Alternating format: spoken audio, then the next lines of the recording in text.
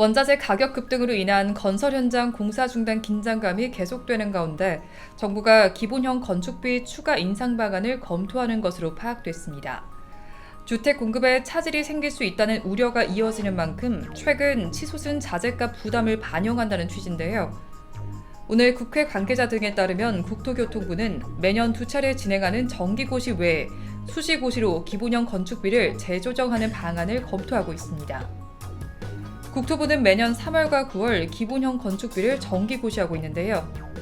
지난 3월의 경우 1제곱미터당 기본형 건축비 상한액이 직전 178만 2천 원에서 182만 9천 원으로 2.64% 상승했습니다.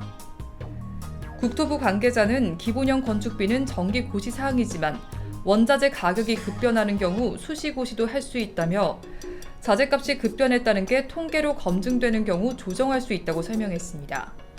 현행 공동주택 분양 가격의 산정 등에 관한 규칙에 따르면 정부는 기본형 건축비를 고시하고 3개월이 지난 시점에서 주요 건설자재 가격이 15% 이상 변동한 경우 기본형 건축비를 다시 조정해야 합니다.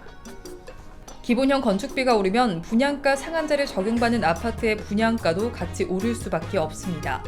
현재 분양가 상한제 금액은 택지비와 기본형 건축비 합에 가산비가 붙는 방식으로 계산됩니다.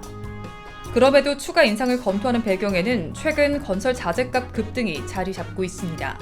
시멘트 업계 1위인 쌍용 C&E는 지난 15일 한국레미콘공업협동조합회와 일종 시멘트 가격을 기존 톤당 78,800원에서 15.2% 오른 98,800원에 공급하기로 합의한 바 있고요.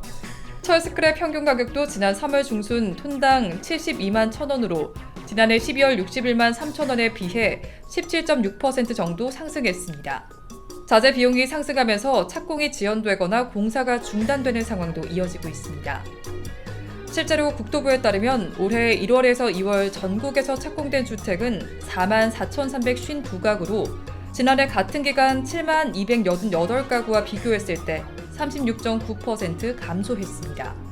철근 콘크리트 업계의 경우에는 지난 2월부터 자재값이 급증한 만큼 공사비 계약 금액 20% 수준의 인상이 필요하다고 요구해왔습니다.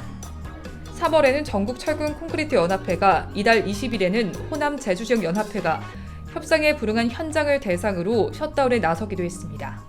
6개 원청 건설사가 인상에 합의하면서 호남 제주지역 연합회의 공사 중단도 당일로 일단락됐지만 추가 셧다운의 불씨는 여전히 남아있습니다. 호남 제주연합회 관계자는 20일 합의에 참석하지 않았던 원청들에 어제 타결된 대로 협상에 임하지 않는 경우 단체 행동에 나서겠다는 공문을 보낼 예정이라고 강조했고요. 연합회 서울, 경기, 인천 지역 관계자도 시공사에 적극적인 협상에 임하라는 공문을 보낼 계획이라며 5월쯤 회의를 통해 비협조적인 시공사에 대한 대응 방안과 계획을 세울 예정이라고 전했습니다.